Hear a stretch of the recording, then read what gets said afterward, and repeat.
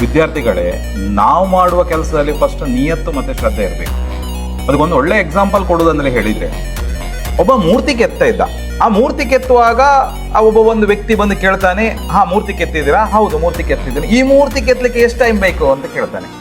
ಈ ಮೂರ್ತಿ ಕೆತ್ತಲಿಕ್ಕೆ 1 ವರ್ಷ ಬೇಕು. ಹೌದಾ, 1 ವರ್ಷದಿಂದ ಒಂದೇ ಮೂರ್ತಿ ಕೆತ್ತಿದ್ರೆ? ಹೌದು, 1 ವರ್ಷದಿಂದ ಒಂದೇ ಮೂರ್ತಿ ಕೆತ್ತಿದ್ರೆ. ಅದೇ ವ್ಯಕ್ತಿ ನಿಧಾನವಾಗಿ ಒಳಗಡೆ ಹೋಗಿ ನೋಡಿದಾಗ ಇನ್ನೊಂದು ಮೂರ್ತಿ ಇತ್ತು. ನಿಮ್ಗೇನು ಆರ್ಡರ್ ಅಂತ 2 ಬಂದಿತ್ತು ಕೇಳ್ತಾನೆ ಹೊರಗಡೆ ಬಂದು. ಇಲ್ಲ, ಒಂದೇ. ಮತ್ತೆ ಒಳಗಡೆ ಆಲ್ರೆಡಿ ಒಂದು ಮೂರ್ತಿ ಕೆತ್ತಿ ಇಟ್ಟಿದ್ರಲ್ಲ ಅಂತೇಳಿ. ಆವಾಗ ಹೇಳ್ತಾನೆ, ನಾನು ಮೂರ್ತಿಯನ್ನು ಕೆತ್ತುವಾಗ ಕೊನೆಯದಾಗಿ ಕೆತ್ತೋದು ಮೂಗನ್ನ.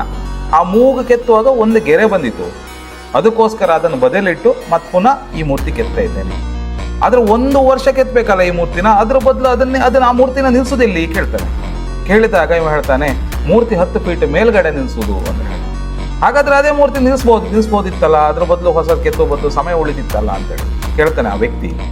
ಆವಾಗ ಈ ಮೂರ್ತಿ ಕೆತ್ತು ಅನ್ನೋ ಒಂದು ಆನ್ಸರ್ ಕೊಡ್ತಾನೆ. ಅಂದ್ರೆ ಎಷ್ಟು ಅದ್ಭುತವಾಗಿದೆ ಅಂದ್ರೆ ಹೇಳಿದ್ರೆ ವಿದ್ಯಾರ್ಥಿಗಳೇ, ನಾವು ಏನಂದ್ರೆ ನಾನು ಮಾಡಿದ ಮೂರ್ತಿ ನಾನು ಯಾವಾಗೆಲ್ಲ ನೋಡ್ತೇನೆ ಆವಾಗ ಆ ಗೆರೆ ಅಂತ ಹೇಳೋದು ನನಗೆ ತೋರ್ತದೆ, ಇನ್ನೊಂದು ಮತ್ತೆ ಮೇಲಿರುವ ದೇವರಿಗೆ ತೋರ್ತದೆ. ಆದ್ರಿಂದ ನಾನು ಅದನ್ನು ಬದಿಗಿಟ್ಟು 1 ವರ್ಷ ಆದ್ರೂ ಕೂಡ ಪುನಃ ಆ ಮೂರ್ತಿನ ಹೊಸದಾಗಿ ಕೆತ್ತಾ ಇದ್ದೇನೆ ಅಂತೇಳಿ ಹೇಳ್ತಾರೆ. ಕೆಲವರು ಎಥಿಕ್ಸ್ ಈ ಲೆವೆಲ್ ಅಲ್ಲಿ ಇರ್ತಾರೆ. ಆದ್ರಿಂದ ನಾನು ಇದರಲ್ಲಿ ಏನ್ ಹೇಳಲಿಕ್ಕೆ ಬಯಸ್ತೇನೆ ಅಂದ್ರೆ ಹೇಳಿದ್ರೆ, ನಿಯತ್ತು ಮತ್ತೆ ಶ್ರದ್ಧೆ ನಮ್ಮಲ್ಲಿದ್ರೆ ಆ ದೇವರೇ ಬಂದು ನಿಮ್ಮೊಟ್ಟಿಗೆ ಸಾಥ್ ಕೊಡ್ತಾನೆ.